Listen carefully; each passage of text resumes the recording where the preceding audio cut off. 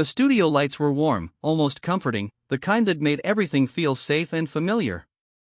The audience applauded on cue as the camera swept across the table. Smiles. Laughter. That polished daytime TV energy America had seen 1,000 times before. Then Reba McEntire walked out. The applause shifted, louder, deeper, respectful. This wasn't just another guest. This was a woman who carried decades of music, stories, and middle America in her voice. At first, everything went exactly as expected. Reba talked about her career, her fans, the road, the power of storytelling. The hosts nodded, smiled, joked. It felt easy. Comfortable. But comfort never lasts long on live television. The conversation slowly drifted, almost invisibly, toward culture. Toward values. Toward where the country is right now. Joy Behar leaned back in her chair, smirking slightly, and made a comment that sounded casual but landed sharp. A joke, maybe. A generalization. A familiar punchline about those people and the outdated beliefs they refused to let go of. Some in the audience laughed. Others didn't. The camera cut to Reba. She was still smiling, but it didn't reach her eyes. Her posture stiffened just a bit. This wasn't the first time she'd heard something like that. It was the tone. The dismissal. The way entire communities were reduced to a clever line meant to get applause. Joy waved it off, laughing, saying it was just the reality we're dealing with. Another host tried to redirect, tossing out a safer question, something about touring again. The show attempted to move forward, to glide past the moment like it never happened. But something had shifted. Reba nodded slowly, listening, absorbing every word. The audience could feel it, that quiet pressure building. This wasn't anger yet. It was restraint. The kind that comes from being talked over for too long, from watching people you care about be mocked while being told it's all in good fun. The laughter faded. Reba's words hung in the air, heavy and unexpected. The audience shifted in their seats. This wasn't in the rundown. This wasn't the easy daytime rhythm The View thrived on. Joy let out a short laugh, trying to keep control of the moment, brushing it off like a misunderstanding. I didn't mean anything personal, Joy said. It's just comedy. Just facts. Reba didn't raise her voice. That was the unsettling part. She tilted her head slightly, choosing her words carefully, the way someone does when they know exactly what they're about to say matters. When you call it comedy, she replied, that doesn't make it harmless. Joy pushed back, insisting she was talking about ideas, not people. About progress. About moving forward. The language was familiar, polished, confident, practiced. But Reba wasn't buying it. See, that's the problem, Reba said. You talk about Americans like they're a category, not neighbors. A few people in the crowd clapped before quickly stopping, unsure if they were allowed to. Joy leaned in now, defensive. So we're not allowed to criticize beliefs anymore, she asked. Her tone sharpened. Because that's dangerous too. Reba's smile finally disappeared. Criticize all you want, she said. But don't pretend you're listening when you're laughing at them. Her voice wavered just slightly. Not from weakness, but from something personal breaking through. She spoke about fans who write her letters. Families who work hard, pray hard, and feel invisible except when they're being mocked on television. They're not jokes, she said. They're people. The room split. Applause erupted from one side of the audience. The other sat frozen, watching. The hosts exchanged nervous glances. One tried to interrupt, to soften the exchange, but Reba kept going. You have a platform millions would kill for, she said, locking eyes with Joy. And you use it to talk down to the very people who made this country what it is. Joy opened her mouth to respond. The moment Reba lifted her hand, the studio fell silent. Not the polite TV silence filled with background murmurs, but the kind that feels heavy in your chest. Joy leaned back, clearly stunned. No punchline. No quick comeback. Just a hard pause broadcast live to millions. Reba took a breath. When she spoke again, the celebrity was gone. This wasn't a country icon doing press. This was a woman who had lived in small towns, who knew the names behind the stereotypes. I've sat at kitchen tables you've never seen, she said quietly. I've listened to people who don't have microphones, who don't get invited on shows like this. Joy tried to cut in, that's not fair, but Reba didn't let her finish. No, Reba said, firm now. What's not fair is pretending you speak for everyone. A ripple of applause broke out, louder this time, impossible to ignore. The hosts froze, unsure whether to encourage it or stop it. Reba continued, her voice steady but emotionally charged. She talked about how media talks about Americans instead of with them.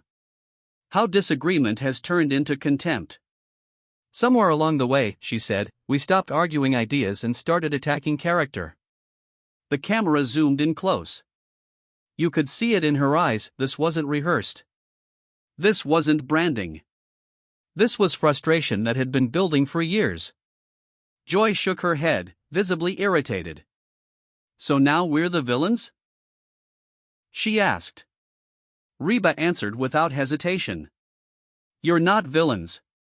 But you're not listening either. That line hit harder than any insult.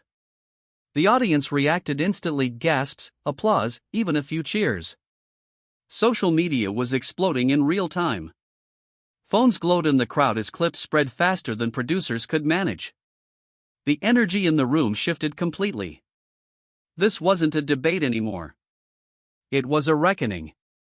Reba leaned back, then forward again, locking eyes with the table. The table erupted at once. Whoopi leaned forward, hands up, trying to pull the moment back from the edge. Okay, let's take a breath, she said, half mediator, half referee. Sunny jumped in with careful words about nuance and context. The rhythm of the show fractured, voices overlapping, the polished format cracking under pressure. Joy crossed her arms, her face tight. So now it's our fault people don't trust institutions, she shot back. That's a pretty big accusation. Reba didn't flinch. It's not an accusation, she said. It's an observation. Her calm was almost unsettling. People feel talked down to. And when they speak up, they're labeled, dismissed, or laughed at. The audience responded before the hosts could, applause rolling through the studio, louder than before. A producer could be seen at the edge of the stage, whispering urgently into a headset. This was slipping fast. Whoopi tried again, firmer now. We're not here to attack anyone, she said. This show is about conversation. Reba nodded. Then let's have one, she replied. A real one. Not the kind where one side already decided they're smarter. A murmur rippled through the crowd. Even the cameras seemed to hesitate, cutting between faces, unsure where to land. Joy leaned forward, defensive but quieter. You're oversimplifying, she said. We criticize ideas because ideas have consequences. And so do words, Reba shot back. Especially when they come from a place of power. Her voice wasn't angry, but it was immovable. The tension was raw now. No smiles. No jokes. Just a studio full of people realizing they were watching something that wasn't supposed to happen on daytime television. A red light blinked near the camera. The director's voice echoed faintly through the studio, we're going to commercial. Now. The applause died. Music started to rise. But Reba didn't stop. When the show returned from commercial, the atmosphere was unrecognizable. The audience wasn't clapping anymore. They were waiting. The smiles were gone from the table. Even Joy sat still, her expression guarded, like someone bracing for impact. Reba was still leaning forward. This is bigger than me, she said, speaking slowly, deliberately, now looking straight into the camera instead of at the hosts. And it's bigger than this table. Her voice was steady, but the emotion underneath it was unmistakable. This is about how we talk to each other in this country, and who gets to be treated with respect. No one interrupted her. Not this time. She spoke about disagreement without hate. About patriotism without mockery. About loving America without being reduced to a stereotype. You don't have to agree with someone to listen to them, she said. And you don't have to shame people to prove you're right. Joy shifted in her chair, visibly uncomfortable, but silent. The audience watched closely, sensing they were witnessing a moment that wouldn't be replayed lightly. Reba's voice softened near the end, but the message hit harder. There are millions of Americans watching right now who feel unseen, she said. They deserve better conversations than what they're getting. Not just here, but everywhere. She paused. Let the silence work. Then she turned back to the table. I came here to talk about music, she said. But I won't sit quietly when people I care about are laughed at. She nodded once, respectfully but firmly. That's not who I am. Reba stood up. The movement alone sent a shock through the studio. Chairs shifted. A few gasps echoed. She looked at the hosts one last time.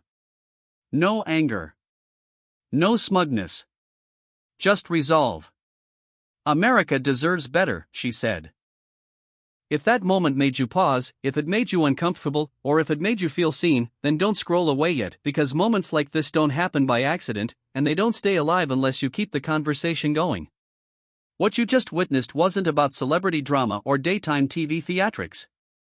It was about respect. About who gets a voice in America and who gets laughed off the screen. Whether you agree with Reba or not, one thing is clear. Real conversations are being avoided, and when someone finally says what millions are thinking, the room gets real quiet. So now it's your turn. Hit like if you believe Americans should be able to disagree without being mocked. Drop a comment and tell us, was Reba right to speak up, or did the moment go too far? We read every single one. And most importantly, subscribe if you want more unfiltered breakdowns of the moments mainstream media doesn't know how to handle. This channel isn't about shouting. It's about listening. It's about calling out the uncomfortable truths hiding behind polite smiles and studio lights. If you're tired of scripted outrage and empty talking points, you're in the right place. Because the conversation doesn't end when the camera's cut. It starts when you speak up.